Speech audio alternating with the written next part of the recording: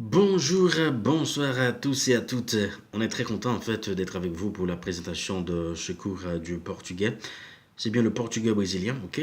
Alors on va faire donc une transition du français vers le portugais brésilien, ok?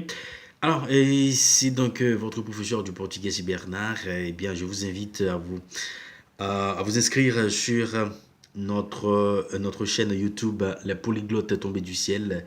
Ok, vous allez là sur YouTube, vous allez taper Les Polyglottes tombés du ciel, vous allez retrouver ma chaîne YouTube pour de plus amples formations et informations sur le portugais et tant d'autres, parce que là je partage des conseils sur l'apprentissage des langues étrangères. Et puis je vous invite aussi à aller sur ma page Facebook, c'est bien polyglotte.com, c'est bien ma page Facebook. Là je partage toute la semaine des astuces, je partage en fait des conseils, ok. J'ai publié des articles sur l'apprentissage des langues étrangères. Dans ce cours d'aujourd'hui, on va voir les conjugaisons, ok? On va voir la conjugaison, ok? C'est la conjugaison des verbes irréguliers, ok? Et comme dans toutes les langues latines, beaucoup de verbes portugais très usités sont irréguliers.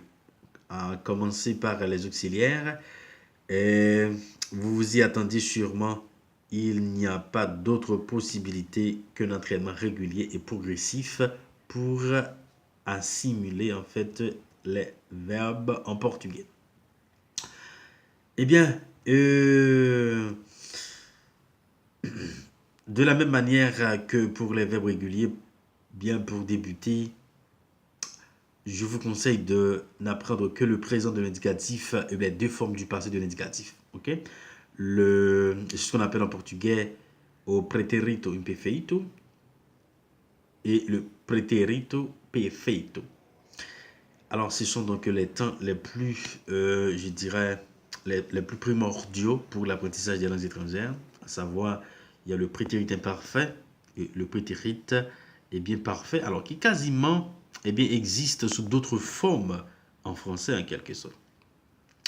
Mais vous savez très bien, dans toute langue, il y a toujours les auxiliaires.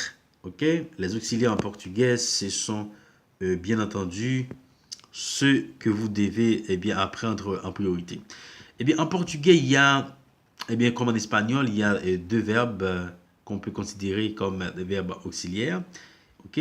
C'est être et avoir qui se traduit. L'auxiliaire être qui se traduit en portugais par et l'auxiliaire être qui se traduit en portugais par ser, ok, ser qui marque euh, un moment permanent, ok, et puis estar et qui marque un moment passager, ok.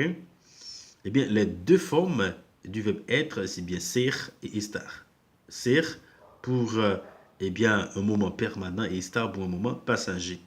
Et on a haver qui c'est avoir, qui se traduit et bon, tant par des temps permanents et des temps eh bien euh, des temps permanents et des temps temporaires. D'accord? Et les verbes auxiliaires, il y a donc ce qu'on appelle des verbes semi-auxiliaires, ok, les verbes irréguliers très courants qu'on peut considérer comme des verbes semi-auxiliaires. On a par exemple le verbe dizer qui signifie dire, fazer qui signifie faire, ir qui signifie aller, querer qui signifie vouloir, aimer, poder qui signifie pouvoir, saber qui signifie savoir, ter qui signifie avoir ou bien posséder, et puis on a ver qui signifie voir, apercevoir, regarder.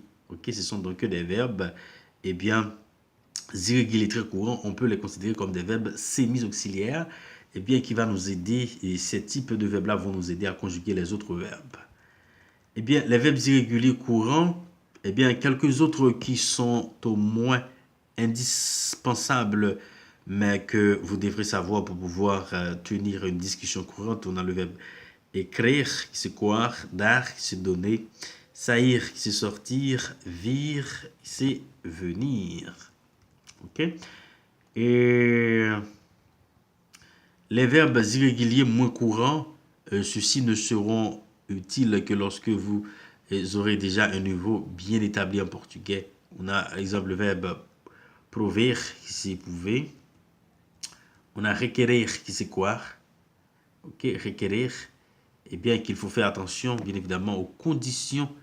Ok, il faut faire attention donc aux confusions excusez avec le verbe querer, car ils ne sont pas parfaitement similaires. Eh bien, et cela fait beaucoup à apprendre d'un coup, en fait.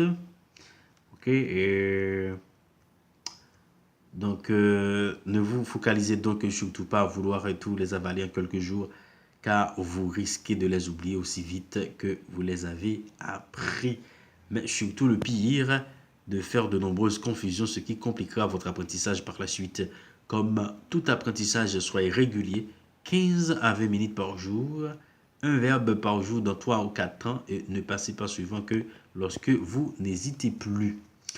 Comme pour les verbes irréguliers, je vous invite à utiliser le générateur d'exercices, ok, en faisant des exercices que je vais vous emmener bien sûr à voir d'autres exercices, ok, des exercices qui ont une corrélation avec la leçon que nous venons de voir.